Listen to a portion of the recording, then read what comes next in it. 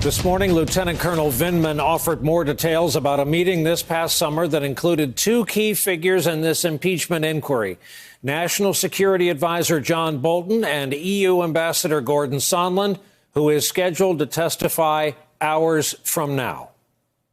On July 10, 2019, Alexander Danylyuk, then Ukraine's National Security Advisor, visited Washington, D.C. for a meeting with National Security Advisor Bolton. Ambassadors Volker and Sondland, and Secretary Rick Perry also attended the meeting. I attended with Dr. Hill. We fully anticipated the Ukrainians would raise the issue of a meeting between the presidents.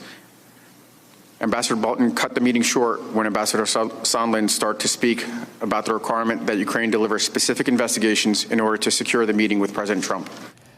Let's talk about all of this. And back with us tonight is Barbara McQuade, veteran federal prosecutor, former U.S. attorney for the Eastern District of Michigan. Barbara, thanks for never throwing your phone into Lake Michigan when we call. We call you a lot, and we depend on you on nights like this. I'd like to start with Sondland and then go to Bolton. And I'm afraid I have a three-parter for you. What's the chance he takes the fifth tomorrow morning? Remind our audience why people take the fifth, and is immunity the workaround when people take the fifth? So I think there is a very high probability that Gordon Sondland is thinking about taking the Fifth Amendment. The Fifth Amendment is has a provision in it that says witnesses are may not be compelled to be witnesses against themselves. And so to avoid self-incrimination, they may invoke that right under the Fifth Amendment and refuse to answer questions that could incriminate them. Gordon Sondland, having given contradictory statements now, statements that contradict the testimony of other witnesses, could very well be exposing himself to criminal charges for perjury, or even for the substantive crimes here of conspiracy to defraud the United States in the fair administration of elections, even conspiracy to commit bribery. So he has some very real potential criminal exposure here, and a very strong likelihood, I think, of invoking his Fifth Amendment rights not to answer those questions.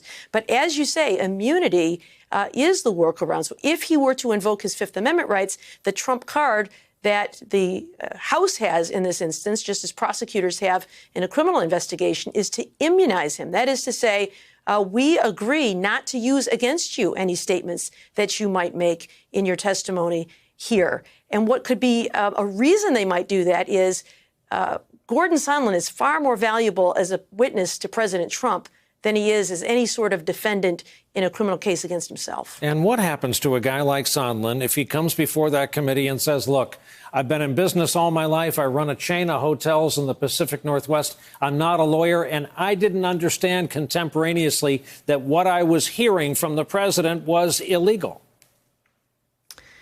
I think that it has to be plausible about whether he understands it's illegal. And understanding that it's illegal is typically not an element of the offense. You know, today we heard people, Congressman Radcliffe, criticizing some of the witnesses for not characterizing things as bribery or using legal conclusions. That's not a witness's job. A witness's job is simply to state what the facts are. And so if he were to come in tomorrow and correct his testimony and say, here's what happened, I will leave it to the lawyers to characterize whether this is illegal, whether it is a quid pro quo, or whether it is abuse of presidential power. His job is just to say, this is what happened. And he can do that and even protect himself if he gets immunity in exchange for his testimony. And finally, in your view, Bolton's status as the big fish potential witness only increased today? I think so. The testimony we heard today about his participation in that July 10th meeting makes him a very valuable witness. He is the one who cut the meeting short. And as Lieutenant Colonel Vindman testified, it wasn't that the meeting was over. They had additional agenda items to discuss, and they had more time left before the meeting was over. And he stopped it abruptly when Gordon Sondland raised this issue of investigations in exchange for military aid. Now, he has said he will not testify unless there is a court order to do that.